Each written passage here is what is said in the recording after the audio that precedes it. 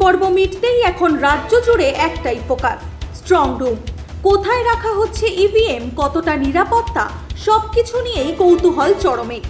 উত্তর 24 পরগনার বসিরহাট এলাকায় একেবারে কড়া নিরাপত্তার মধ্যে রাখা হয়েছে একাধিক বিধানসভার EVM machine. Basirhat high school এবং ভ্যাবলা পলিটেকনিক কলেজ, এই দুই জায়গার স্ট্রং রুমে রাখা হয়েছে বসিরহাট দক্ষিণ, স্বরূপনগর, বাদুরিয়া, হাড়োয়া, মিনাখা, সন্দেশখালী, বসিরহাট উত্তর ও হিঙ্গলগঞ্জের ইভিএম। ডিসিআরসি সেন্টার থেকে কড়া পাহারায় একের পর এক মেশিন এনে সুরক্ষিতভাবে রাখা হচ্ছে।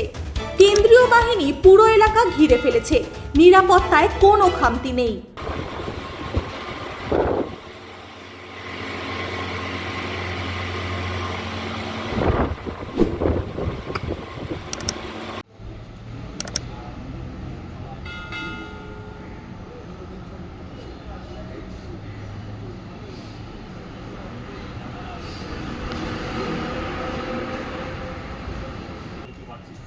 সেটা দেখার জন্য জোড়াসাঁকো কেন্দ্রের তৃণমূল প্রার্থী বিজয় পর্যায়ের লোকজন তারা কিন্তু এখানে রাতভর তারা নজর রেখেছেন। কারণ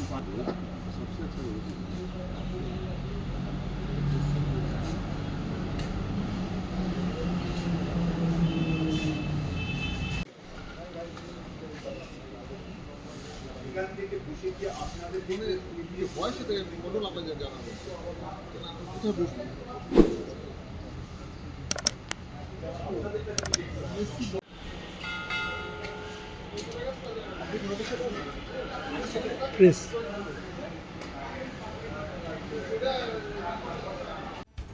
এদিকে কলকাতার হৃদয়ে নেতাজি ইন্ডোর স্টেডিয়ামের স্ট্রং রুম নিয়েও চর্চা তুঙ্গে। সোশ্যাল মিডিয়ায় জল ঢোকার গুজব ছড়ালেও প্রশাসন স্পষ্ট জানিয়ে দিয়েছে সবটাই ভুয়ো খবর, বরং নিরাপত্তা এখন লোহার খাঁচা। 24 ঘন্টা কেন্দ্রীয় বাহিনীর কড়া পাহারা, শতাধিক সিসিটিভি ক্যামেরায় নজরদারি, ত্রিস্তরীয় নিরাপত্তা বলয়, লাইভ মনিটরিং। দলীয় প্রতিনিধিরাও নজর রাখছেন, দলীয় প্রতিনিধিরাও রাখতে পারছেন নজর। কমিশনের কড়া বার্তা, গুজব ছড়ালে আইনি ব্যবস্থা নেওয়া হবে। এখন সবার চোখ 4 মের দিকে, যেদিন খুলবে এই স্ট্রং রুমের দরজা আর বেরিয়ে আসবে ভোটের আসল ফল।